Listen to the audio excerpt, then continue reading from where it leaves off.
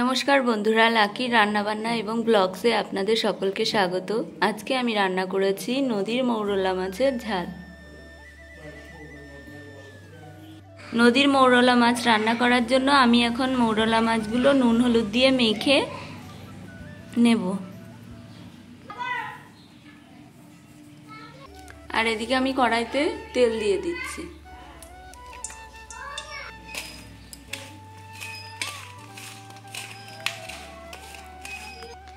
তেল গরম হয়ে গেছে, এবার মাছগুলো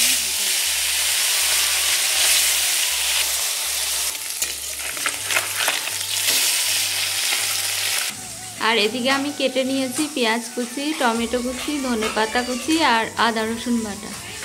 মাছগুলো ভাজা হয়ে গেছে, এখন মাছগুলো আমি তুলে নেব।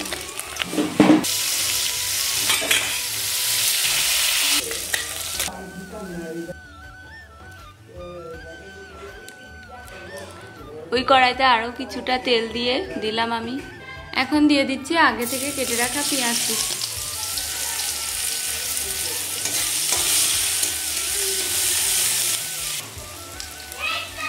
এখন দিয়ে দিচ্ছি আগে থেকে কেটে রাখা টমেটো, দুটো কাঁচা লঙ্কা চিড়ে রেখেছিলাম সেগুলোও দিয়ে দিলাম। হলুদ গুঁড়ো দিলাম আর দিলাম স্বাদ মতো লবণ।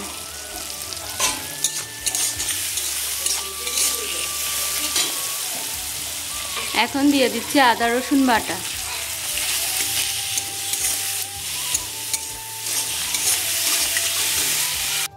দিচ্ছি গুঁড়ো লঙ্কা।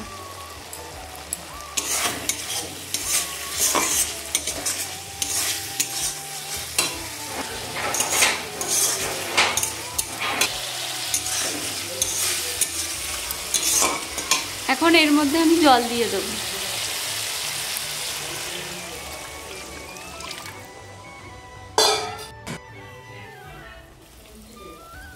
এখন ভেজে রাখা মাছগুলো আমি দিয়ে দিচ্ছি ঝোলের মধ্যে।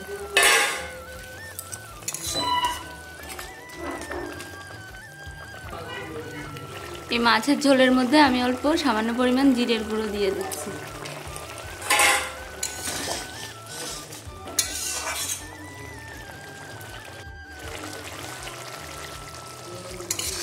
মাছের ঝোলটা প্রায় হয়ে এসছে, এর মধ্যে আমি এবার কুচানো ধনেপাতাটা দিয়ে দেবো।